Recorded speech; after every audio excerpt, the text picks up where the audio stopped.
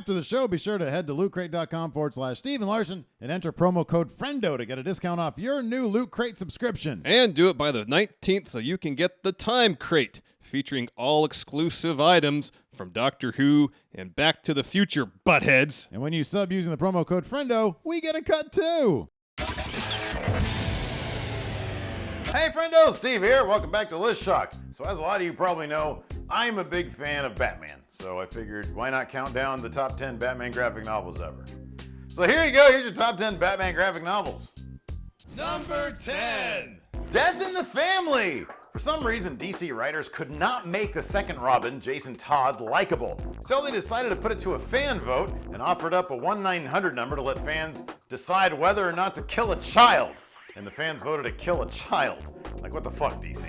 In any event, the killing of Robin was a pretty stunning move for DC, and it more or less shaped Batman's stories for the next 20 years, until they brought Robin back from the dead. I'm not sure what's worse, over 5,000 people paying a 900 toll number to kill a child, or DC bringing him back from the dead because they ran out of ideas. It's kind of a toss-up.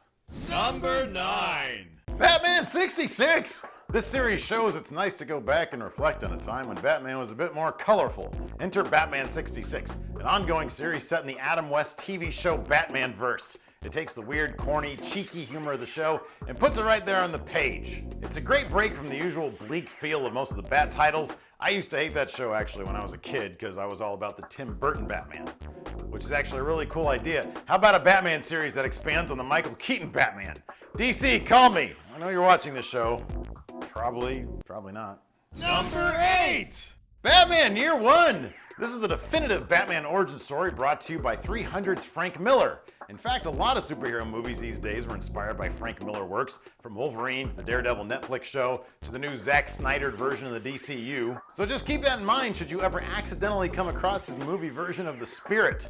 Because unlike so many awesome things Frank Miller has done in his career, that movie was not one of them.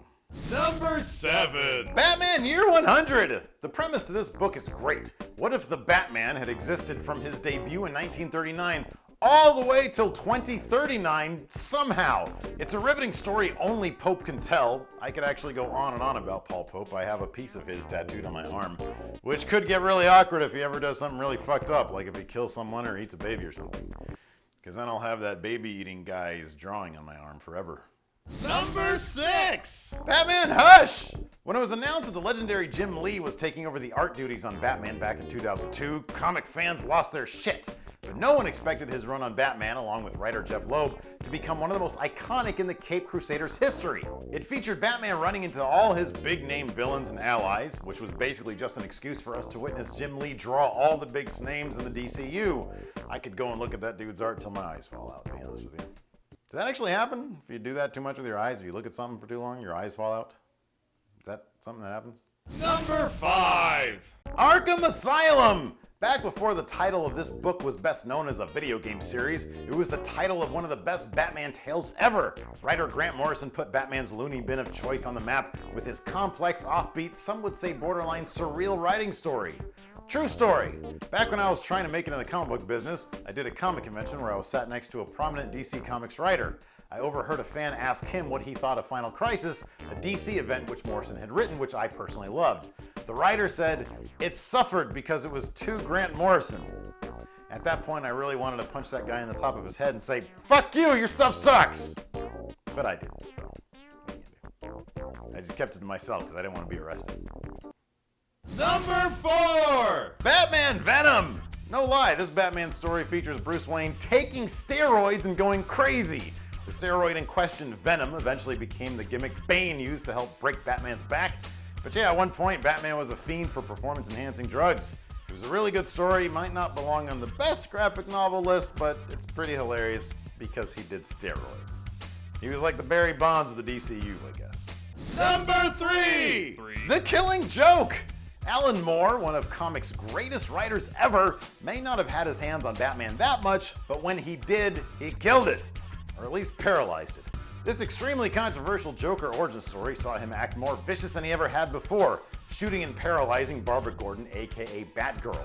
It's fucked up stuff, it's brilliant, and both Moore and artist Brian Bolland apparently weren't fans of it at all. Moore has said in an interview that he regrets paralyzing Batgirl, and Bolland says he wasn't happy with the coloring, which he got a chance to fix when he was allowed to recolor the book for its 20th anniversary release. Which kinda sucks for the original colorist though, right? Hey, guess what? I got to color one of the seminal Bat books of all time.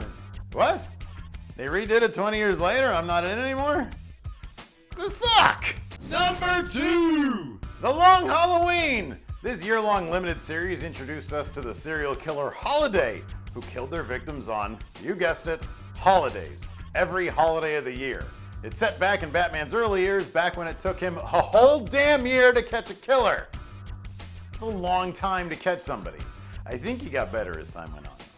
Number 1! The Dark Knight Returns! So as many of you probably already know, that new Batman v Superman movie seems to take some direct inspiration from Frank Miller's 1986 classic.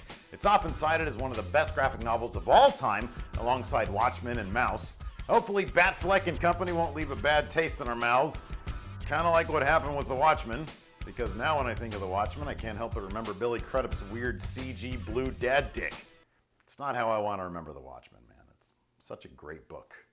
Anyways, those are the Batman graphic novels that I really loved. Tell me what I missed in the comments. Be sure to sub to the channel. And of course, Steve and Larson has 10 for the win back twice a week at Machinima. We got FriendoCast now at the YouTube Steve and Larson site. I got links for all that shit probably floating around somewhere. Boxes here, boxes there, maybe box up there. I don't really know. I forget what layout I have here.